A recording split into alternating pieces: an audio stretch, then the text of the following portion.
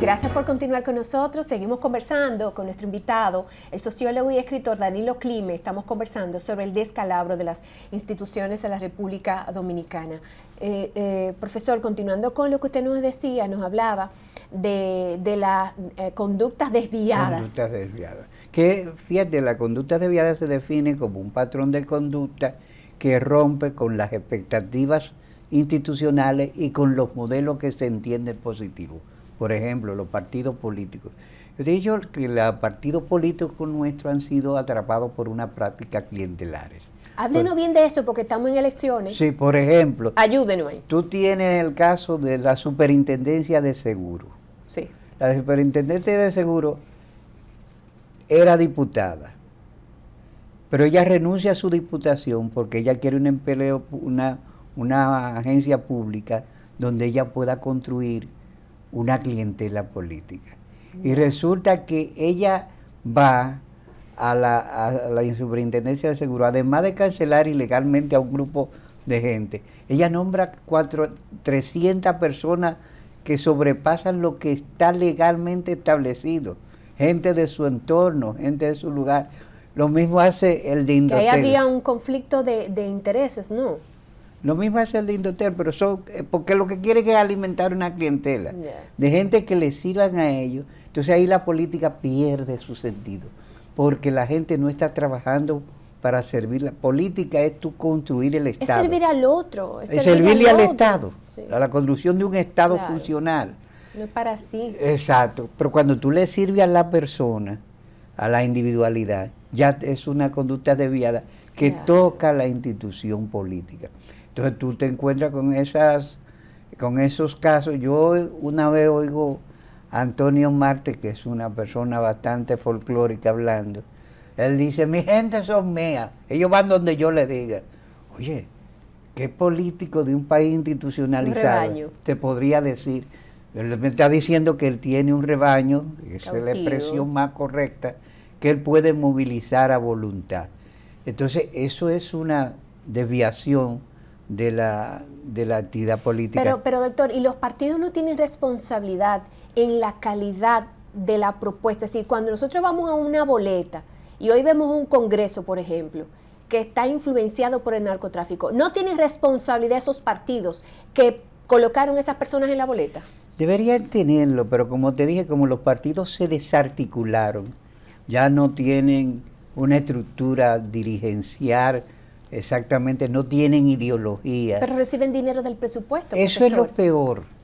El sistema de financiamiento público está alimentando una casta parasitaria. Por ejemplo, legalmente el PRD es para un partido mayoritario, legalmente, por un arabesco legal, pero un partido que sacó un 1% de las elecciones, que hasta casi pierde su membresía. Sí. No debería. Pero le dan 150 millones de pesos de los contribuyentes para que don Miguel Vargas mantenga su clientela. Porque eso le mantiene vivo, sí, las siglas. Sí, la franquicia. Vamos porque a decir son franquicias electorales, no son ni franquicias políticas, son franquicias electorales. Entonces, resulta que la desviación es tan grande que con recursos públicos nosotros mantenemos vivas franquicias electorales que lo que hacen es una cata de parásitos de pseudo dirigentes. Entonces, como todos hacen lo mismo, como tú dices, ¿quién va a criticar que yo soy santiaguero, me dicen que Gutiérrez de repente apareció como un empresario con todo el dinero del mundo? Gutiérrez es el tipo que está preso como en Miami. El diputado. Sí, que es el tipo más peligroso del mundo. ¿Por qué? Porque un tipo que es capaz de comerse sus heces fecales para conseguir que le descalifiquen, es un tipo capaz de cualquier cosa. Entonces, ese sujeto peligrosísimo me dice que le dijo al actual presidente, déjenme Santiago, La Vega, Moca y Puerto Plata a mí. Y él financió todo con un chorro de dinero. Pero ¿quién le critica? Porque todos están haciendo lo mismo. Entonces, uno de los elementos que ha hecho grande a la democracia norteamericana, el contrapeso y el balance, no existe en nuestro país. O sea, contrapeso y balance. O sea, si los republicanos dicen una cosa, ellos... Los demócratas. Tienen otra. O a veces se consiguen... Se dan los filibusteros, que dice entonces, Obama, que se queja que le trancan el juego a los presidentes. Pero tú entiendes que los grupos se aseguran antes de tener cierta moral para criticar. Pero ¿cómo te voy yo a imputar que tú tienes un narcotraficante de candidato si yo también tengo uno? Claro. Entonces, se pierde toda la dinámica. Tremono, no se pueden alar los rabos. No. Entonces se pierde toda la dinámica institucional y en todo este desbarre el país marcha hacia el derrumbe. Federico García Godoy fue un patriota, fue profesor de Don Juan, que Don Juan cumpleaños de vida en estos días y admiraba mucho a Federico García Godoy. Le llevó su primera novela, el manuscrito para que le... Y Federico García Godoy escribió un libro que se llama El Derrumbe. Y lo escribió en el 1915. Yo te recomiendo la lectura de ese libro porque yo he hecho un ejercicio como estudiante, agarrar 7 páginas del libro y leérselas sin que sepan de qué. Entonces le pregunto, ¿en qué fecha se escribió eso? Hace 100 años, o el año pasado. Y la mayoría me dicen que el año pasado. La actualidad, la vigencia que tiene el texto. Porque, ¿qué preveía Federico García Godoy? Que el país va en esos momentos por rumbo tan desafortunado que era inminente que pasara lo que pasó, la ocupación norteamericana.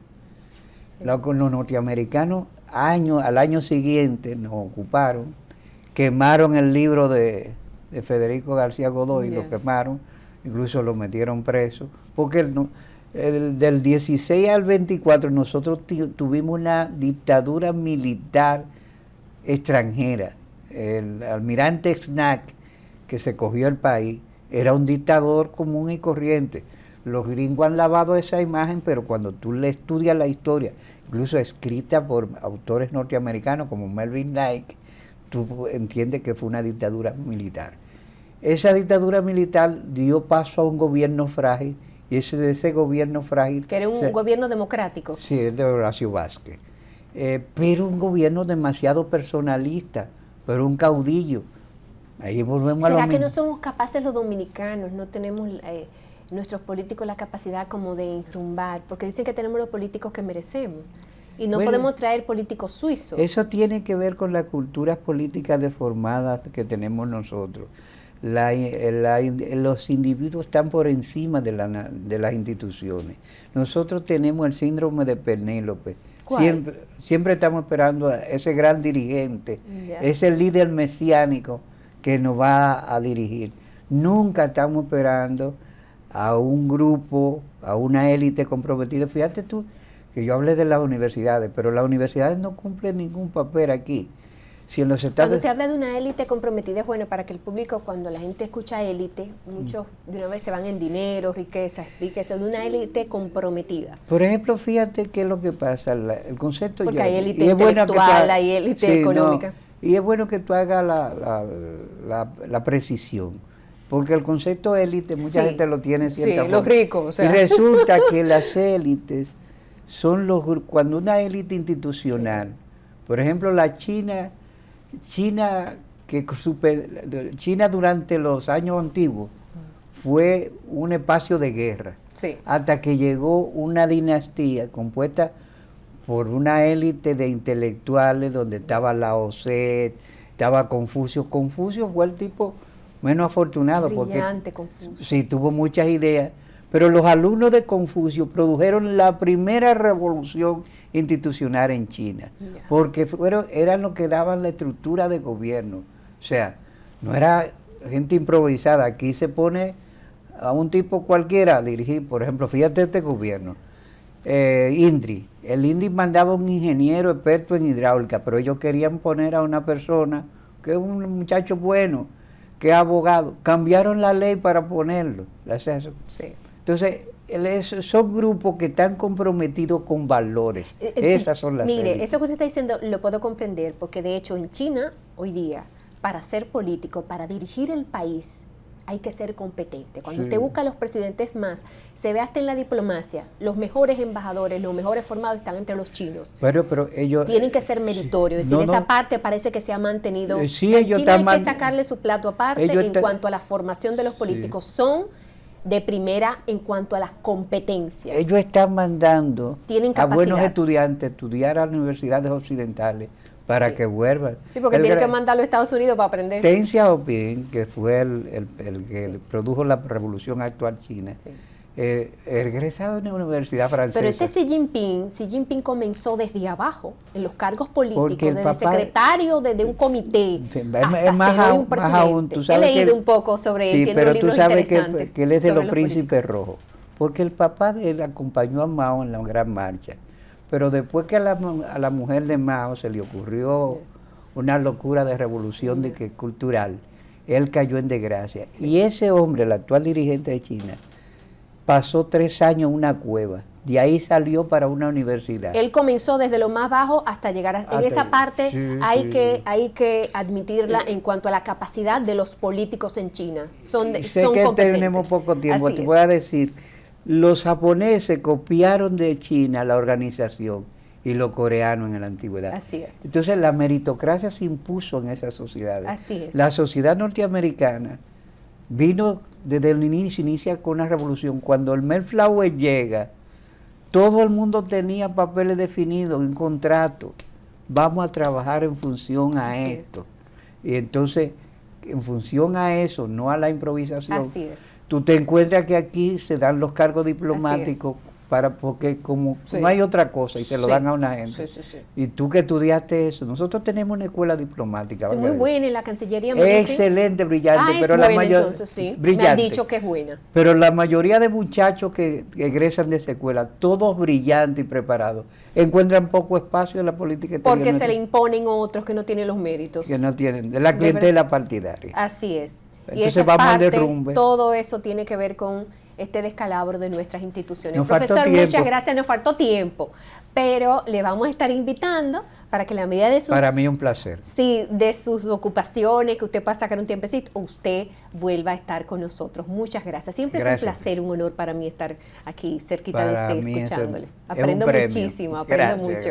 Gracias. Amigos, no se vayan, pues que continúa Dominicana es Vida.